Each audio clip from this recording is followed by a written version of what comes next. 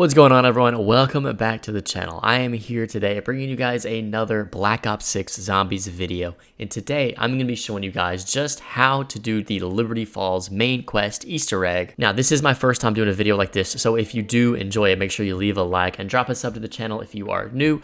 I will have all kinds of Black Ops Zombies videos moving forward, so if you're into that, this is the place you want to be. Now, the Liberty Falls main quest Easter egg is not that bad. There's really not that many steps, and it is super easy to do, guys. Anyone can do it. It is not bad at all, and it doesn't really take that long. You can do it in under 30 minutes. You can do it on average, I'd say 45 to 55 minutes is a pretty fair amount, but for your first time, it might take you about an hour just kind of getting used to stuff, and maybe you fell a step once, gotta wait around, things like that. All in all, it's really easy, and I'm gonna show you guys how to get it done. So enough waffling, enough yapping. Let's get right into it.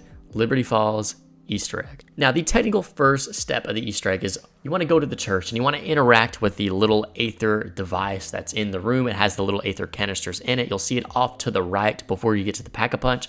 Go up to that and hit the interact button on your keyboard or your controller, whatever that button is. X, maybe the F button, and your screen will go kind of like white. It'll be like kind of like a not a boom, but like you'll see it go white, and then that's how you know it's activated. Step 2, now you want to build the jet gun, and that's really simple. All you got to do is get 3 parts. The first thing you need to do is get the keys from the graveyard zombie to open the tool shed. Now, this zombie spawns near the church at that little Aether storm over in the graveyard. Anytime you go over there, he could be spawned in. Maybe you got to sit there and kind of wait for him, but he'll be there. And the way you know is because he wears a hat and overalls, and he's kind of just roaming around. He's not even directly going after you. So you can go over there, kill him, and then he'll drop the keys to the tool shed. You can then go down, back kind of from where you came. As soon as you get off the graveyard, take a left. There's a tool shed right in front of you, and you can walk right in and get the first piece to the jet gun. Next part, you're gonna need to get the valve from the flower shop. It is down the road, down the alley across from Speed Cola. It's directly across from it. You'll see all the flowers out front. There's gonna be a little water hose, and you can take the valve off. Then you wanna take it to the bowling alley, and off in the bowling lanes, there's a little breaker on the wall. You're gonna wanna melee that breaker. From there, you can interact with it and insert the handle and start to turn it. Now, it's going to spawn several zombies here for a little bit, but you can just hoard them up and kind of take them out, because when you're interacting with it, your hands are tied. You can't kill the zombies, so they're going to be after you.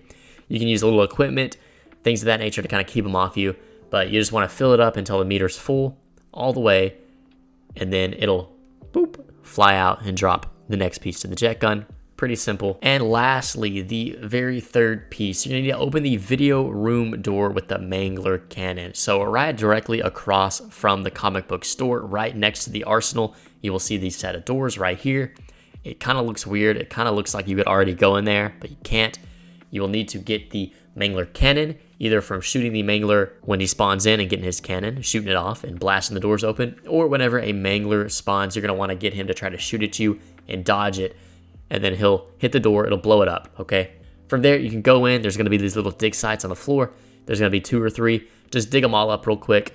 You'll get a little salvage, a spider, or whatever, but one of them is gonna have the last piece to the jet gun, and then you're off. From there, you can take the jet gun to the workbench up in the motel, craft the jet gun, and boom, complete, just like that. Step 3, using the jet gun to obtain the LTG parts.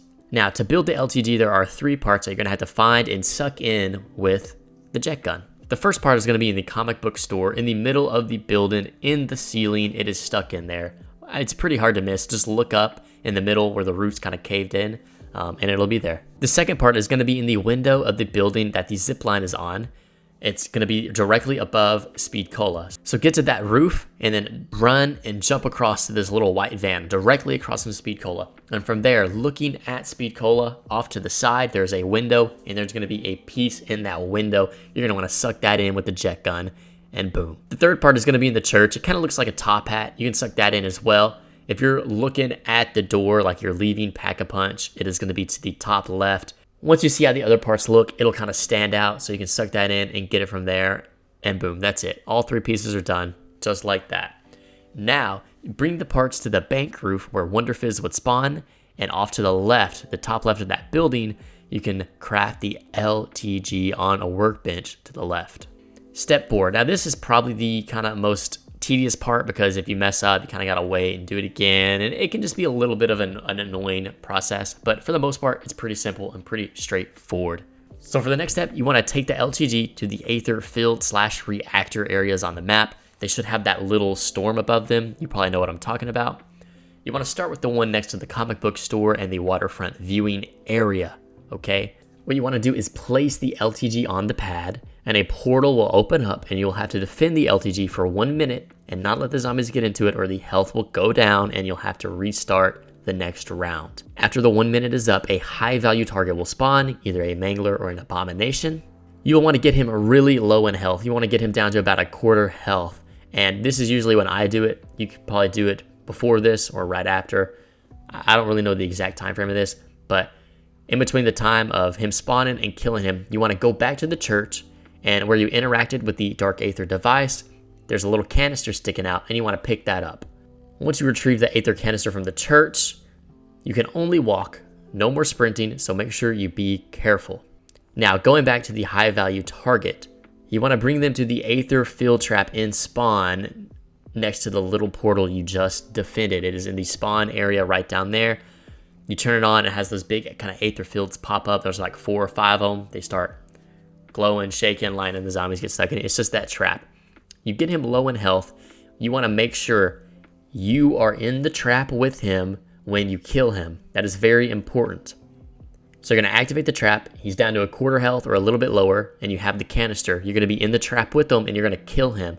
And you'll maybe get a little audio line, a little weird glow, you'll get a max ammo, and you'll get a timer on your screen.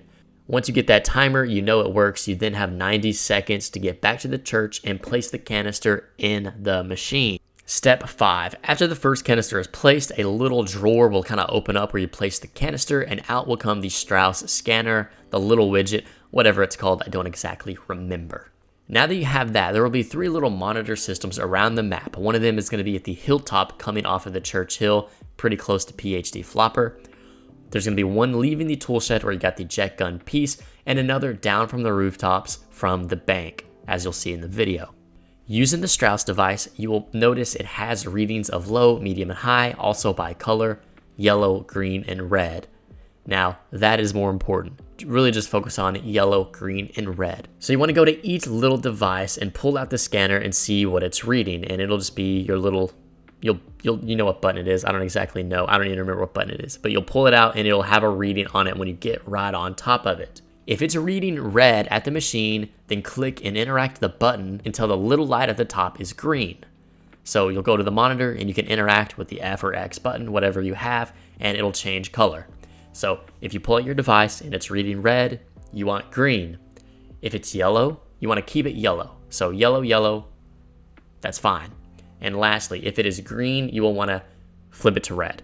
Those are basically just swapped. If it's red, you want the monitor to be green. If it's green, you want the monitor to be red. Kind of confusing at first, but it's pretty simple. So go into each one and using the scanner to match the correct color, it will then move them all in the same direction, and the Aether beams will fly out and lead to spawn. Follow them over there and you will see that the little space astronaut looking thingy, I don't know what it is, but it radiates that energy that damages you when you're close to it, and you probably didn't know what it was there for. Well, now it will have the last canister that you need to finish the steps, and you can now take it and retrieve it. Step 6, now just like step 3, you can go to the Aether Storm, this time in the graveyard across from the church where that little thunderstorm is, start the sequence and protect it from there for a minute. It's the same place as the graveyard key guy. Once complete, another high value target will spawn, and you'll want to do the same exact thing for this, except this time you want to use the trap in the alleyway going down to Speed Cola. After that is finished, return back to the church and place the last canister. Now, you're ready for the boss fight. However, here's a few little tips I think are really helpful for the boss fight. Number 1, buy all the equipment you can, stems, C4s, etc. You're probably going to take a lot of damage. There's a lot of zombies. You want to just make sure you're loaded up with the goods. Secondly, the ASG shotgun and the ray gun I think are the 2 best weapons to use. The shotgun is really, really good, and the ray gun is really good for popping heads and taking out bosses, but so is the shotgun. So if you got to pick a weapon to go along with the jet gun, I'd say one of those. And lastly, I would take the mutant injection. It is really, really good. You can't really die in it, and you can take out the manglers with ease. You can even take out the abominations with it. It really just helps get you through a round. Step 6, the boss room. Once you return back to the church, interact with the device where you store the canisters, and you can begin the boss sequence. It comes in 3 waves with sprinters, normal zombies, spiders, manglers, and abominations. The first wave is just zombies and manglers. Wave 2 is zombies, manglers, and an abomination. And the last wave has multiple of each, and they are not your average ones. They are pretty strong, so make sure you are prepared. You don't have to go directly into the boss fight, guys. Once you place that last canister, you can play the rest of the game. You can get all your perks. You can pack a bunch of all your guns and all that stuff. Get fully loaded just to be extra sure you're ready to go. Stay alive and use the mutant injection to take care of rounds 2 or 3. It helps tremendously. You do have an ammo crate, and you do have Pack-a-Punch in the room with you if you still need to use that, so use that to your advantage. Once you complete all the waves, you will then proceed to go down, and it looks like you need to be revived. However, it's scripted. Don't worry. You'll go right into a cutscene, and that will be the end of it. You have then completed the Liberty Falls main Easter egg. From there, you can exit the game, or you can proceed to continue. And if you do continue the game and you go back into it, you will get free Pack-a-Punches, you will get a Perkaholic, you will get gold weapons, you get all kinds of extra bonuses in game. It's really, really cool. I'm glad they did that. But if you exit, you leave from there, go back to the menu, and you get your calling card, you get your ray gun camo. That is going to be the Liberty Falls Easter egg. If you guys have any questions, comments, or concerns, please let me know. Like I was saying, this is my first time ever doing a video like this, and I want to do them for all the maps. So if you did enjoy this and you found this helpful, please let me know.